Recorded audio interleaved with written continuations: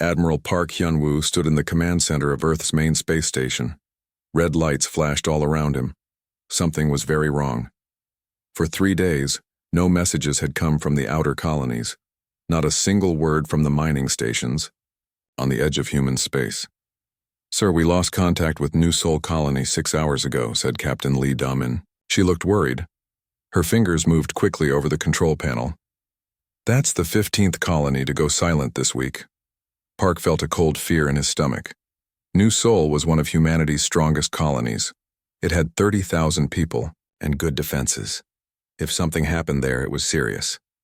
"Show me the last message from New Sol," Park ordered. The main screen lit up. Governor Kim Tae-ho appeared, but his image was broken and fuzzy. Static filled most of the transmission. "Emergency. Massive ships. Never seen anything like. They're huge. Requesting immediate." The message cut off. Lee Da-min pulled up more data. "Sir, I've been checking the pattern. All the colonies that went silent were on the outer edge of our territory. Something is moving toward Earth." Park nodded. He had been an admiral for 20 years. He had fought pirates and rebels. But this felt different. This felt like war. On New Sol Colony, Dr. Choi Mi-young ran through the research station. Alarms screamed in every hallway. She had been studying space readings when her instruments went crazy. Something big was coming through hyperspace. "Governor." "Kim!" she shouted into her radio. "The gravitational readings are off the charts. Whatever's coming, it's massive." Governor Kim Tae-ho stood on the colony's command bridge. Through the window, he could see the stars. Everything looked normal. But Choi's instruments never lied. "How massive?" Kim asked. "Bigger than anything we've ever built. Maybe 1,000 times bigger than our largest ships." Kim felt his blood turn cold. He opened a channel to all colony ships. "All vessels.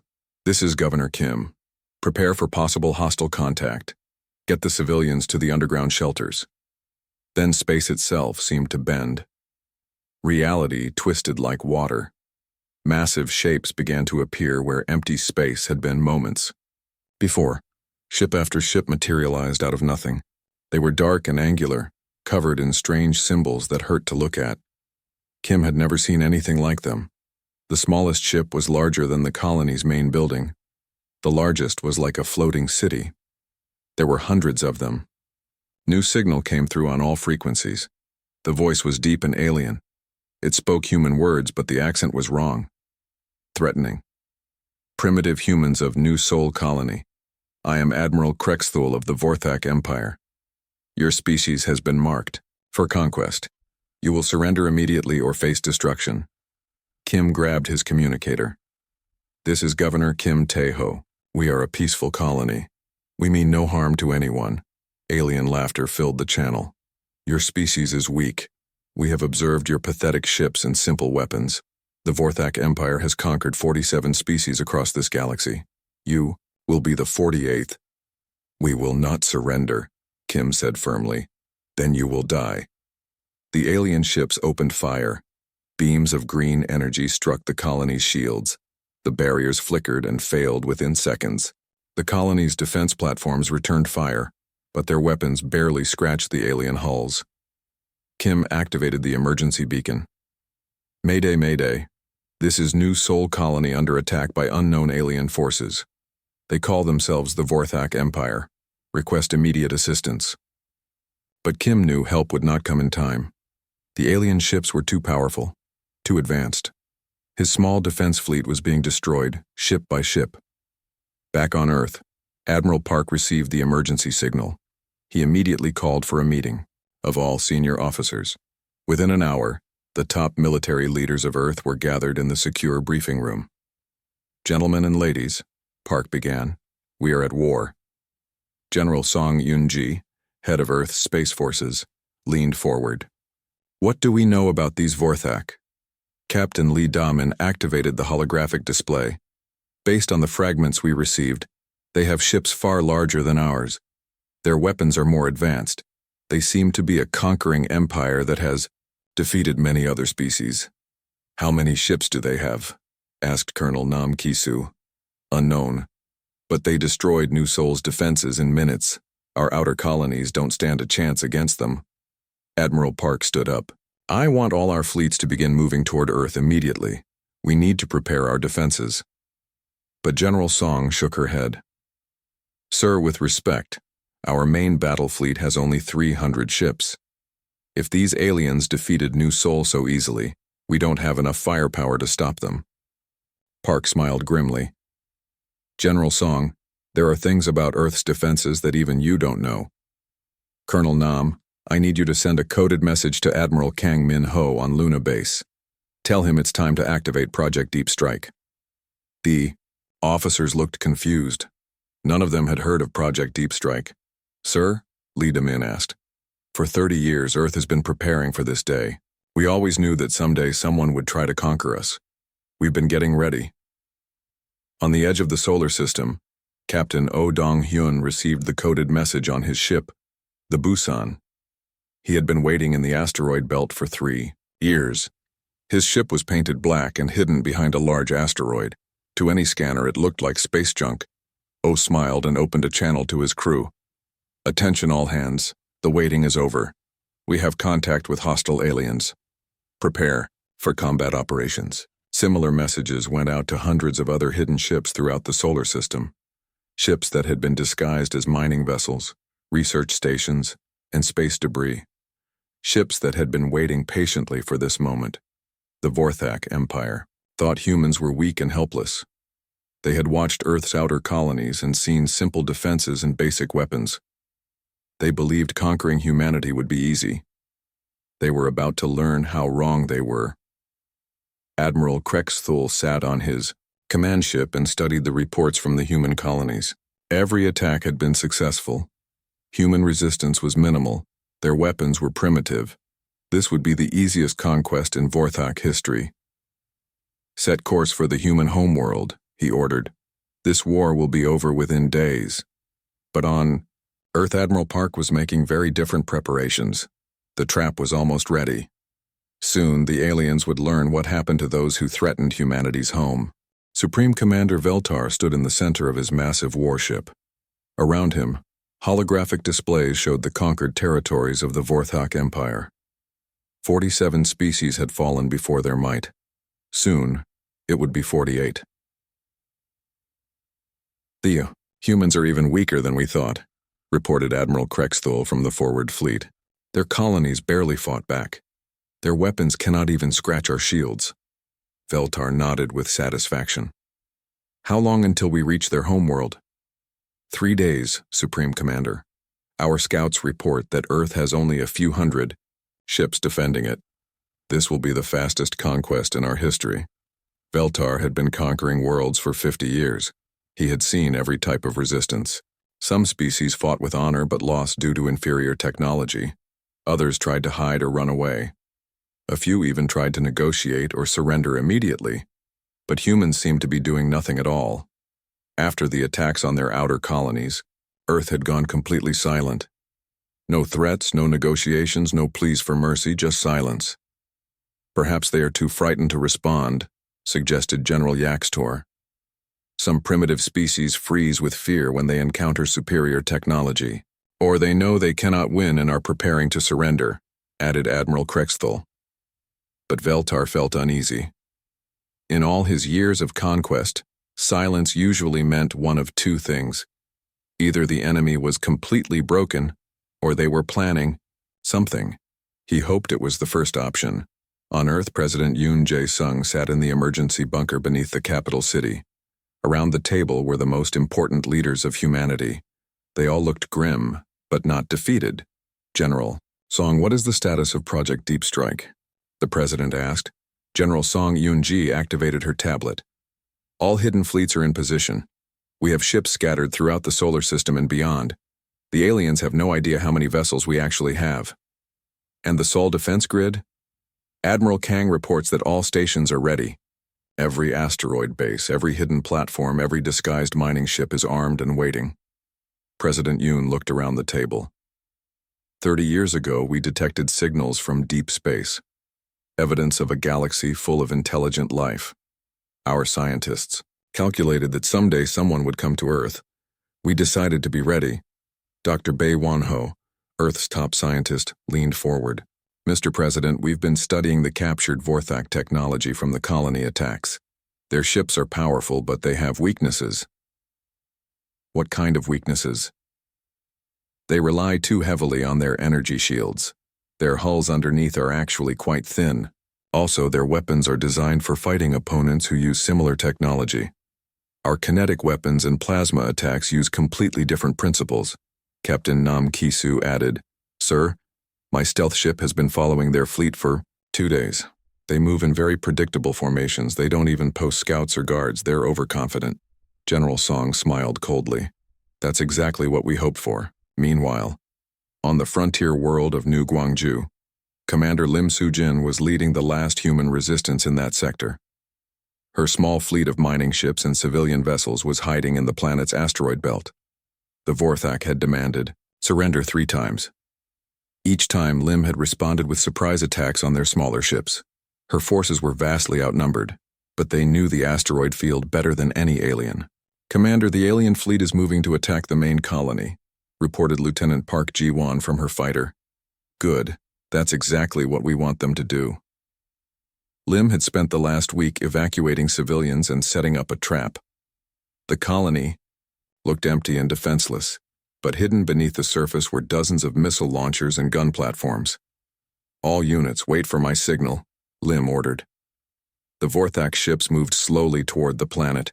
They expected no resistance. Their sensors showed no active weapons, no shields, no defenses at all. Admiral Yethkul commanded the attack force. He was bored. These humans provided no challenge whatsoever. This would be another easy victory to add to his record. "Begin bombardment of the colony," he ordered lazily. But as his ships moved into orbit, hidden doors opened across the planet's surface. Hundreds of missiles streaked into space. The weapons were crude by Vorthak standards, but there were so many of them that even the alien shields were overwhelmed. 3 Vorthak destroyers exploded. 2 more were badly damaged. "Impossible," Yethkul shouted. Their colony was empty, but Lim wasn't finished. Her hidden ships emerged from the asteroid belt and attacked the aliens from behind. The Vorthak found themselves caught between the planet's defenses and the mobile fleet. "All ships, focus fire on their command vessel," Lim ordered. The humans used different tactics than anything the Vorthak had faced before. Instead of trying to win a direct battle, they struck quickly and then disappeared. When the aliens tried to chase them, they ran into more traps. After 6 hours of fighting, the Vorthak were forced to withdraw. They had lost 5 ships and damaged many others. The humans had lost only 2 fighters. Admiral Yethkul was furious. How did such primitive beings fight so effectively? But he didn't report the full details to Supreme Commander Veltar. Admitting that humans had outfought him would be embarrassing. Instead, he simply reported that the colony had been neutralized and the human resistance was eliminated. Similar battles were happening throughout human space. Every colony that the Vorthak attacked cost them more ships and time than expected. But each local commander made the same choice.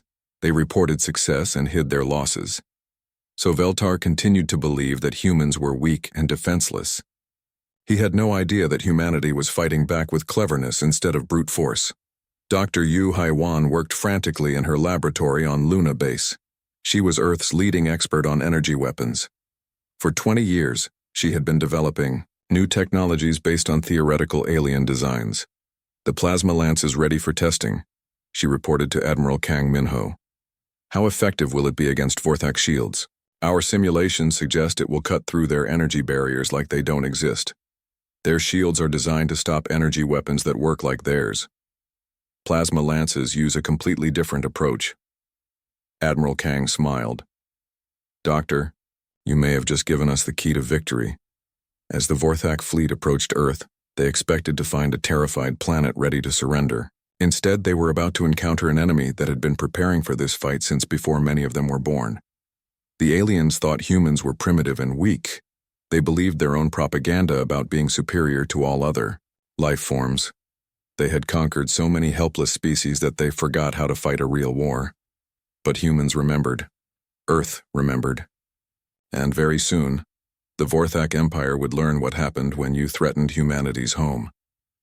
In the depths of space, Thousands of hidden human ships waited silently. They had been patient for years, some for decades. Now their time was coming. The greatest military surprise in galactic history was about to unfold. The HFY War fleet emerged from hyperspace at the edge of Earth's solar system. Supreme Commander Veltar looked at his displays with satisfaction. Before him lay the human homeworld, apparently defenseless and waiting for conquest. "Scan the system," he ordered. "Show me their pathetic defenses." The sensor officer worked quickly. "Supreme Commander, I detect approximately 400 human ships scattered throughout the system. Most appear to be civilian vessels or light military craft. No significant threat." Veltar laughed. 400 ships against our fleet of 3,000. This will be over in minutes." Admiral Krexthul studied the tactical display. "Sir, the humans have positioned their ships in a defensive formation around their homeworld. They seem to be making a final stand." "Let them," Veltar said dismissively. "It will make their defeat more dramatic." But on Earth, Admiral Park Hyun-woo was watching the alien fleet through hidden sensors placed throughout the solar system. Every movement was being tracked and recorded. "They're taking the bait perfectly," he reported to the War Council. "The HFY fleet is moving into exactly the position we want them in." General Song Yoonji smiled grimly. "How long until they reach the trap zone?" 6 hours at their current speed. President Yoon Jae-sung opened a secure channel to all Hidden Fleet commanders. "This is the President. Operation Thunderstrike begins. In 6 hours. All units maintain stealth protocols until the signal is given." Throughout the solar system, thousands of hidden human ships received the message. They had been waiting for this moment for years. Some were disguised as asteroids. Others were hidden behind moons or planets. Many were simply painted black and drifting silently in empty space. Captain Oh Dong-hyun commanded the battleship Busan from his hiding place behind Europa. His ship had been there for 3 years, waiting and watching. His crew was ready. "Sir, alien fleet is approaching the inner system," reported his tactical officer. "Excellent. Continue monitoring. Do not activate any systems until we receive the attack signal." Similar conversations were happening on hundreds of other hidden ships. Commander Shin Ye-jin on the carrier Daegu had been hiding in Saturn's rings for 2 years. Captain Jang Hyun-suk's destroyer squadron was concealed in the asteroid belt between Mars and Jupiter. Each ship was part of a carefully planned strategy that had taken decades to prepare. On Luna Base, Admiral Kang Min-ho made final preparations for the Sol defense grid. What appeared to be mining stations and research facilities throughout the solar system were actually massive weapons platforms. "Dr. Yu, are the plasma lance batteries ready?" he asked. Dr. Yu Hei-wan checked her displays. "All stations report ready. We have over 200 hidden weapons platforms throughout the system. The aliens have no idea they exist." "And our kinetic bombardment satellites?" 1,000 projectile launchers disguised as communication satellites. Each one carries enough firepower to destroy a HFY cruiser. Kang nodded with satisfaction. Earth's children had been busy while the galaxy slept. The HFY fleet continued its steady advance toward Earth. To their sensors, they saw only a small defensive force trying to protect their homeworld. The humans looked desperate and outnumbered. "Supreme Commander, the human fleet is beginning to retreat," reported Admiral Krexthul. "They appear to be falling back to defend their planet directly." Veltar watched as the human ships slowly pulled back toward Earth. This was exactly what he expected. The primitives were finally realizing how hopeless their situation was. "Pursue them," he ordered. "Don't let any escape. I want their entire fleet destroyed before we demand their surrender." The HFY ships accelerated, chasing what they thought was a beaten enemy. They were so focused on the retreating human fleet that they failed to notice the subtle energy signatures scattered throughout the system. Captain Lee Jun-young commanded one of the retreating human ships. His job was to make the withdrawal look convincing while leading the aliens into the perfect position. "Sir, the HFY fleet is following us exactly as planned," his navigator reported. "Good. Maintain the illusion of panic. Make it look like we're running scared." Lee's ship fired a few desperate shots at the pursuing aliens, deliberately missing or hitting harmlessly against their shields. The Vorthak interpreted this as proof of human desperation and inferior weapons. But Lee was actually marking targets and calculating firing solutions for the hidden fleet. Every piece of data was being transmitted to the concealed ships waiting throughout the system. Commander Ryu Juhi prepared her fighter squadron on the hidden base inside the asteroid Ceres. Her pilots had been training for this moment for 5 years. They knew every weakness in Vorthak ship design. Remember, she told her pilots, their point defense systems have blind spots near the engine sections. Hit them fast and hard, then get out before they can react. Her fighters were equipped with the new plasma torpedoes that Dr. Yu had developed. The weapons were specifically designed to penetrate Vorthak shields using principles the aliens had never encountered. As the alien fleet approached Earth, Veltar felt the satisfaction of another easy victory. The human homeworld hung before him like ripe fruit ready to be picked. Soon the planet's billions of inhabitants would be slaves of the Vorthak Empire. Begin final approach, he commanded. Prepare bombardment systems. I want their remaining ships destroyed and their planet's defenses eliminated. The massive Vorthak fleet moved into close formation around Earth. They were now exactly where Admiral Park wanted them. All ships, this is Admiral Park, he broadcast on the secret frequency. The trap is set. All units prepare for Operation Thunderstrike. Throughout the solar system, thousands of hidden human vessels began their final preparations. Weapon systems that had been cold for years started warming up. Stealth fields that had concealed entire fleets began cycling toward deactivation. Doctor, you checked her plasma lance batteries one final time. All weapons showing green across the board, she reported to Admiral Kang. Sol defense grid is ready to activate, Kang confirmed. On the bridge of his flagship, Veltar watched the last human ships fall back to Earth's orbit. He had won another glorious victory for the Empire. These pathetic humans would make excellent slaves. Supreme Commander, we are in optimal position to begin the final assault, Admiral Krexthul reported. Excellent. Begin charging all weapons. I want their planet's surface visible from space when we finish with their cities. But Veltar had made the same mistake that had doomed so many other conquerors throughout history. He had underestimated his enemy. He had assumed that silence meant surrender, that retreat meant defeat. In 30 seconds he would learn how wrong he was. Admiral Park looked at the tactical display. Every Vorthak ship was now inside the trap zone. There would be no escape. All units, he announced calmly. Execute Thunderstrike. Show them what happens when someone threatens Earth. The greatest military surprise in galactic history was about to begin. Admiral Park's voice echoed across thousands of hidden human ships. Execute Thunderstrike. In an instant, empty space around Earth exploded into brilliant light. What the Vorthak had thought was vacuum suddenly blazed with weapons fire from every direction. Thousands of concealed human vessels dropped their stealth fields simultaneously. Supreme Commander Veltar stared in shock as his sensor displays went insane. Ships were appearing everywhere, behind asteroids, emerging from planet shadows, rising from what had seemed like empty space. In seconds, his fleet of 3,000 was surrounded by over 12,000 human vessels. Impossible, he shouted. Where did they all come from? Captain Oh Dong-hyun's battleship Busan emerged from behind Europa with guns blazing. His plasma cannons tore through 3 Vorthak destroyers in the first salvo. The aliens' shields, designed to stop their own energy weapons, offered no protection against human plasma technology. Target the cruiser formation, Oh commanded.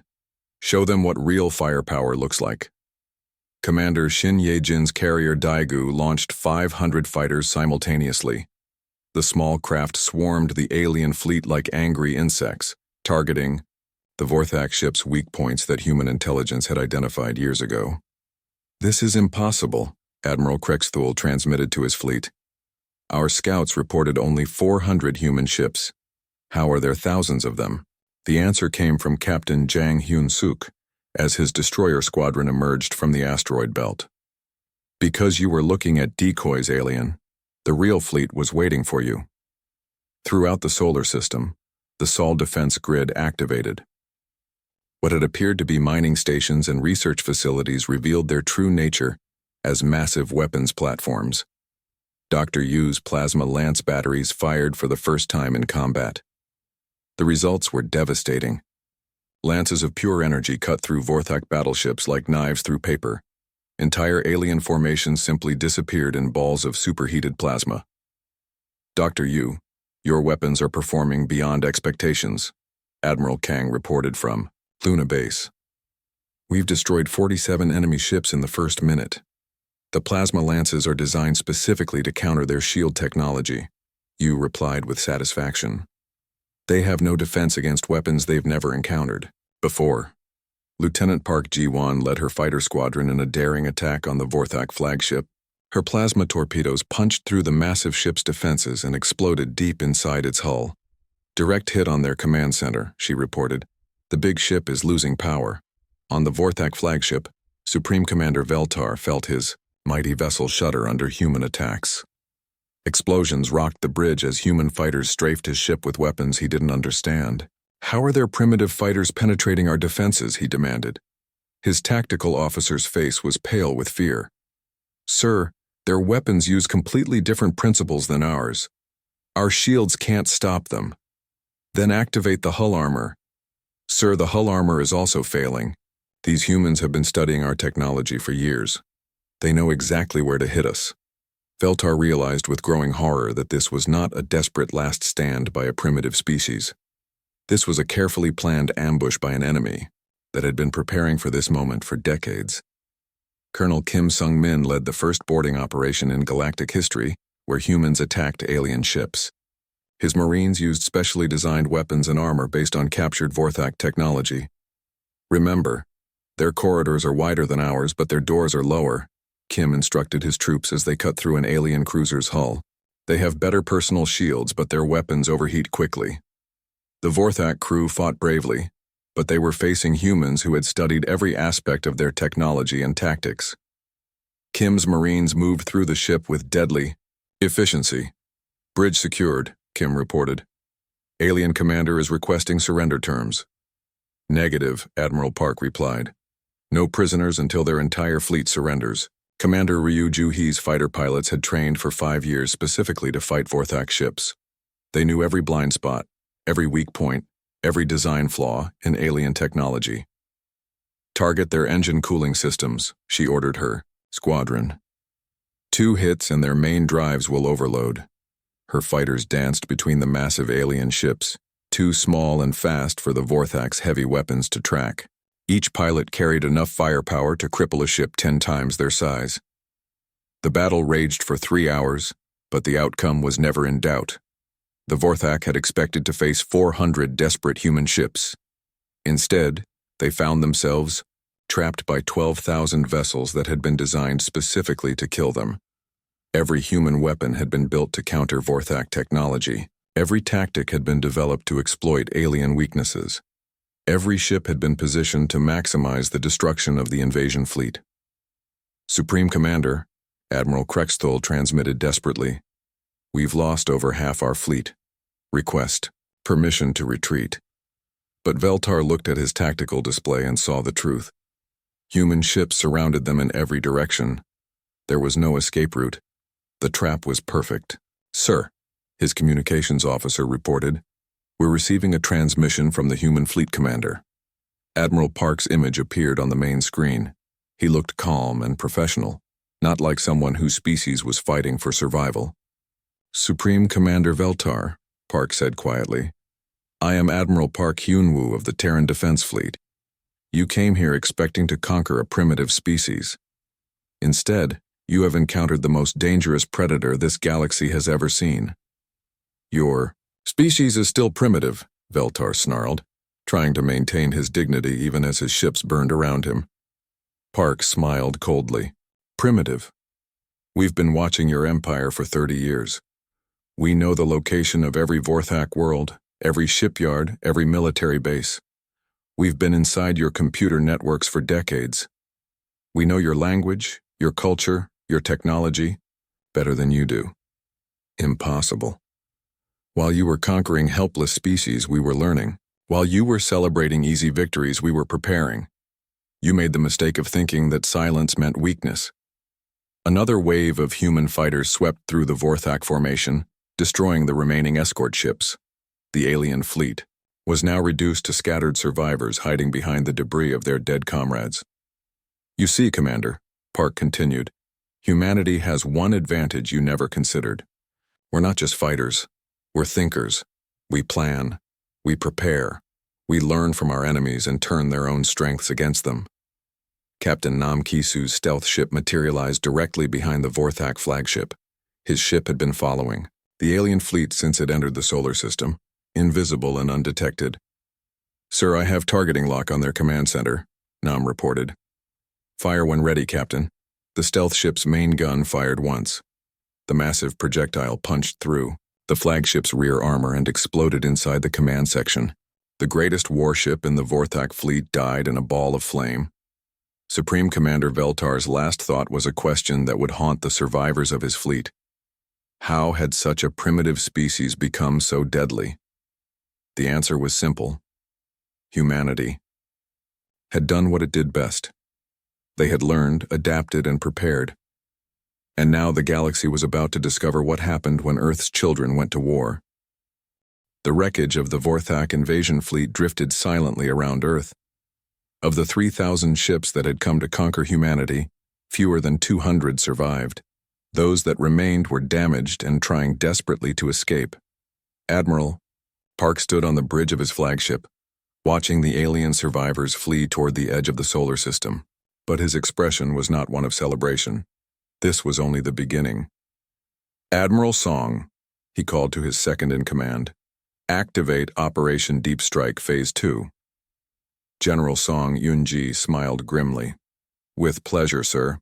All hidden fleets, begin hyperspace jumps to your assigned targets. Throughout the galaxy, human ships that had been hiding for years suddenly came to life. These vessels had been positioned near every major Vorthak world and military base, waiting for this exact moment. Captain Lee Junyoung emerged from hyperspace at the Vorthak homeworld with a fleet of 800 ships. The alien planet's defense forces had been expecting an invasion fleet from the direction of Earth. They never imagined the attack would come from their own backyard. All ships begin bombardment of military targets, Lee commanded. Remember, we're here to destroy their war machine, not their civilians. The Vorthak home fleet tried to respond, but they were caught completely off guard. Human ships had appeared in the heart of their own territory, attacking with weapons and tactics they had never seen before. Admiral Cho Seo-yun struck the main Vorthak shipyards with 1,200 vessels. These massive orbital facilities had been building warships for the Empire's expansion for over a century. In 4 hours, they were reduced to scrap metal.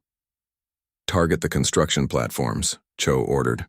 I want every shipyard destroyed. They will never build another conquest fleet. Her engineers had studied Vorthak shipyard designs for years. They knew exactly which supports to hit to bring down the massive structures. Explosions lit up space as the pride of the alien empire collapsed into ruin. Meanwhile, Commander Park Min-kyu led the assault on the Vorthak command center at Nexus Station. This massive space station coordinated the Empire's military operations across 47 conquered worlds. Sir, we're receiving surrender signals from the station, his communications officer reported. Ignore them, Park replied coldly. They showed no mercy to the species they conquered. Today, their empire dies. The station's defenses were formidable, but they had been designed to repel attacks from the outside. Park's ships attacked from multiple directions simultaneously, using tactics that the Vorthak had never encountered. Human plasma lances cut through the station's armor like paper. Kinetic bombardment weapons hammered the structure until it began to break apart. Within 6 hours, the center of the Vorthak Empire was a cloud of debris. On Earth, President Yoon Jae-sung addressed the surviving alien commanders who had been captured during the battle. You came here believing that conquest was your right, he said calmly. You thought that superior technology gave you the authority to enslave other species. Today, you learned that you were wrong. The captured Vorthak Admiral Krexthul stared at the human leader with a mixture of fear and hatred. You may have won this battle, but you are still just one species. The galaxy has many dangers. You're right, Yoon agreed. The galaxy does have many dangers. As of today, humanity is the greatest one. Captain Seo Jun-ho coordinated with the liberated species throughout Vorthak territory. These were races that had been enslaved for generations, forced to serve their alien masters. Now they saw their chance for freedom. This is Captain Seo of the Terran Liberation Fleet, he broadcast on all frequencies. The Vorthak Empire is falling. Any species that desires freedom should rise up now. Earth stands with you. The response was immediate and overwhelming. On dozens of worlds, slave species turned on their Vorthak overseers. Rebellion spread like wildfire throughout the empire as oppressed peoples saw that their masters could be defeated. The Zelthari, a peaceful species enslaved 50 years earlier, seized control of their homeworld within hours. The Korthek mining. Slaves destroyed their alien supervisors and reclaimed their asteroid colonies. Everywhere, the Vorthak found themselves facing enemies they had created through their own cruelty. But the humans were not finished. Admiral Park had planned this campaign for 3 decades, and every detail had been carefully considered. Commander Yang Tai-su struck the Vorthak prison worlds, where political prisoners and resistant populations were held. His liberation fleets freed millions of beings who had been condemned to slavery for refusing to submit to alien rule. "This is Commander Yang of Earth's Liberation Force," he announced to the freed prisoners. "Your long captivity is over. You are free to return to your homeworlds or join our fight against tyranny." Many of the liberated beings chose to fight. They had suffered under Vorthak rule for years and wanted revenge. Human commanders welcomed them as allies, sharing weapons and tactics that would help them reclaim their freedom. Dr. Choi Mi-young, now serving as a fleet science officer, led the teams that captured Vorthak technology centers. These facilities contained the research and development projects that had kept the Empire technologically superior to its enemies. "We're seizing everything," she reported to Admiral Park. "Their weapon designs, their ship blueprints, their hyperspace navigation systems. All of it will be shared with the liberated species." The strategic brilliance of the human plan became clear as the hours passed. This was not just a military victory. It was the complete destruction of everything that had made the Vorthak Empire possible. Captain Kim Woo-jin destroyed their communication networks, preventing the scattered alien forces from coordinating any response. Lieutenant Baek So-young led fighter squadrons that hunted down fleeing Vorthak ships before they could escape to other galaxies. Within 72 hours, an empire that had dominated the galaxy for centuries simply ceased to exist. Every major military installation was destroyed. Every shipyard was rubble. Every command center was silent. The few surviving Vorthak military leaders found themselves commanding broken fleets with no bases to return to and no empire to serve. Many simply surrendered to the nearest human ship. "This is impossible," transmitted Admiral Zekthul, one of the few alien commanders still fighting. "You cannot destroy an entire empire in 3 days." Captain Oh Dong-hyun, now pursuing the remnants of the alien fleet, replied calmly, "We didn't destroy your empire in 3 days. We spent 30 years preparing to destroy it in 3 days. There's a difference." The psychological impact was as devastating as the physical destruction. Species throughout the galaxy watched in amazement as humanity dismantled a conquering empire with surgical precision. News of the Vorthak defeat spread faster than their fleeing ships. Other potential conquerors, other would-be galactic empires, suddenly realized that there was a new power in the galaxy, a power that had remained hidden until the moment it chose to strike. On Earth, Admiral Park received reports from every theater of operation. The results were even better than he had hoped. "Sir," General Song reported, "all primary objectives have been achieved. The Vorthak Empire no longer exists as an organized force." "And casualties?" "Remarkably light. Our 3 decades of preparation paid off. We achieved total strategic surprise in every engagement." Park nodded with satisfaction. "Send a message to all liberated worlds. Earth offers alliance and protection to any species that desires peace, but also make it clear, anyone who threatens innocent life will face the same fate as the Vorthak." The galaxy was about to enter a new age, an age where Earth's children stood guard against those who would prey upon the innocent. The hunters had become the hunted, and humanity was just getting started. 6 months after the fall of the Vorthak Empire, the galaxy was a very different place. The massive space station that orbited Earth had become the center of a new alliance unlike anything the stars had ever seen. President Yoon Jae-sung stood before representatives from over 200 species in the Grand Assembly Hall. These were beings that had been slaves, prisoners, or targets of the Vorthak Empire. Now they were free, and many had come to Earth seeking alliance with the species that had liberated them. "Friends," Yoon began, his words translated into hundreds of languages. "6 months ago, we faced a choice. We could hide and hope that evil would pass us by, or we could stand and fight for what we believed was right. We chose to fight." The assembled delegates cheered. Many of them had lost everything to the Vorthak, their homes, their families, their freedom. Some had been slaves for generations. To them, humanity represented hope for a better future. Admiral Park watched from the observation deck as former enemies became allies. The Zelthari had proven to be excellent engineers, helping to rebuild worlds damaged by Vorthak occupation. The Korthak brought mining expertise that helped liberate other enslaved populations. "Sir," Captain Lee Damin approached with a report. "The last Vorthak holdout systems have agreed to surrender terms." "What are they asking for?" "Resettlement on agricultural worlds far from any shipping lanes. They want to give up their military technology in exchange for the right to live in peace." Park considered this. "After what they did to other species, many of our allies want them punished more severely." "I know, sir, but these are the survivors, who surrendered rather than fight to the death. Many of them were low-ranking soldiers who had no choice in their empire's policies. Grant them their request," Park decided. "We fight to protect innocence, not to become the monsters we defeated." Dr. Choi Mi-young had been busy establishing the Galactic Science Consortium. This new organization shared technology freely among all member species, ensuring that no single race could again dominate others through superior weapons. "We're making incredible progress," she reported to the Research Council. "The Vorthak may have been conquerors, but they were also advanced scientists. Their technology, combined with insights from dozens of other species, is leading to breakthroughs we never imagined." Dr. Yu Hei-wan had been working with alien scientists to develop new defensive technologies.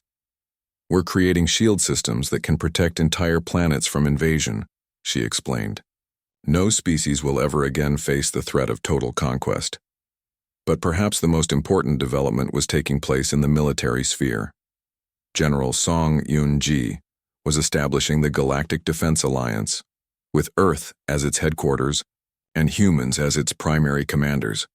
"We're not building an empire," she explained to the new alien recruits. "We're building a defense force. Our job is to protect the innocent and prevent the rise of new tyrants." The human fleet had grown from 12,000 ships to over 50,000, but now they were crewed by dozens of different species. Former Vorthak slaves worked alongside their human liberators, united in the goal of preventing future genocide. Captain Oh Dong-hyun now commanded a mixed fleet of human and alien vessels. His crew included Zelthari engineers, Korthak weapons, specialists, and even some reformed Vorthak who had rejected their empire's brutal policies. "Sir, we're receiving a distress call from the Andorian sector," his communications officer reported. "Long-range scouts have detected an unknown fleet attacking civilian populations." Oh smiled grimly. "Then it's time to show these new would-be conquerors what happens when they threaten innocent life. All ships, set course for Andorian space. Maximum speed." The message was clear throughout the galaxy. Earth was watching, and Earth would respond to any threat against peaceful species. Commander Shin Ye-jin led the diplomatic corps that negotiated with former Vorthak territories. Many alien species were struggling to establish their own governments after generations of foreign rule. "We're not here to rule you," she explained to a gathering of Nexari leaders. "We're here to help you rule yourselves. Humanity believes that every species has the right to determine its own future." This approach had proven remarkably successful. Instead of creating resentment, Earth's policy of supporting self-determination had earned the gratitude of dozens of species. Many chose to join the alliance voluntarily, bringing their own unique strengths to the collective defense. Lieutenant Park Ji-won had become one of the galaxy's most famous pilots. Her squadron now included fighters from 12 different species, all trained in the tactics that had defeated the Vorthak Empire. "Remember," she told her mixed crew, "we're not just pilots. We're symbols. Every time we patrol these star systems, we're showing peaceful species that they have protectors, and we're warning potential aggressors that their actions have consequences." Captain Nam Kisu's stealth ships now patrolled the galaxy's outer rim, watching for signs of new threats. His vessels had been upgraded with technology from multiple species, making them nearly impossible to detect. "Sir, long-range sensors are picking up activity in the Void Nebula," his science officer reported. "Unknown ships, possibly scouting our territory." "Then let's go introduce ourselves," Nam replied. "But carefully. We want them to know we're watching without starting a war." The galaxy had learned that the small blue world they had once dismissed was now its primary protector. But Earth's children took their responsibility seriously. They had seen what happened when evil was allowed to grow unchecked. Colonel Kim Sung-min trained the new generation of Marines who would defend Alliance worlds. His students came from dozens of species, all learning the tactics that had broken the Vorthak Empire. The key to victory, he taught them, is not superior weapons or larger fleets. It's superior planning, superior intelligence, and the willingness to sacrifice for something greater than yourself. President Yoon looked out at the stars from his office on the orbital station. Earth was no longer just a planet.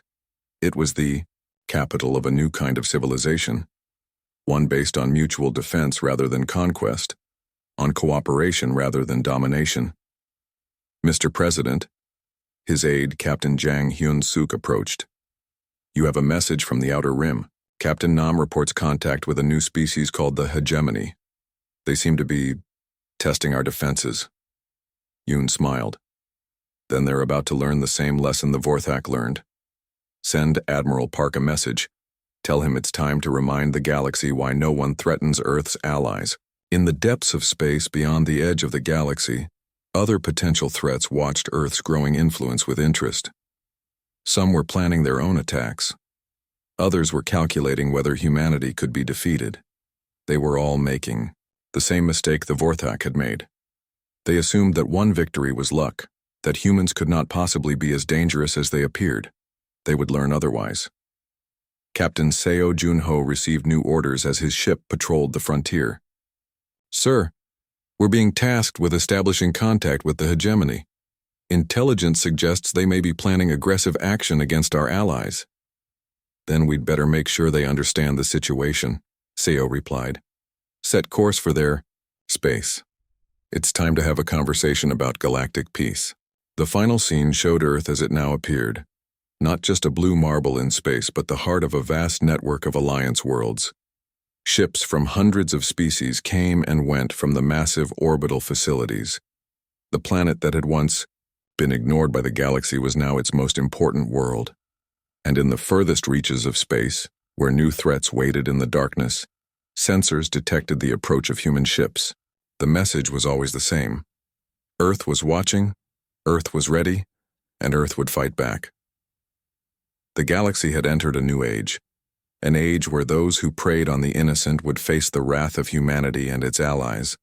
An age where the strong protected the weak instead of enslaving them. The hunters had learned to fear the hunted, and Earth's children stood guard against the darkness, ready to defend all who sought peace among the stars. The galaxy was finally safe, and it would remain so as long as humanity remembered the lesson of the Vorthak Empire. That silence was not surrender. That preparation was the key to victory, and that sometimes the greatest strength was knowing when and how to fight back.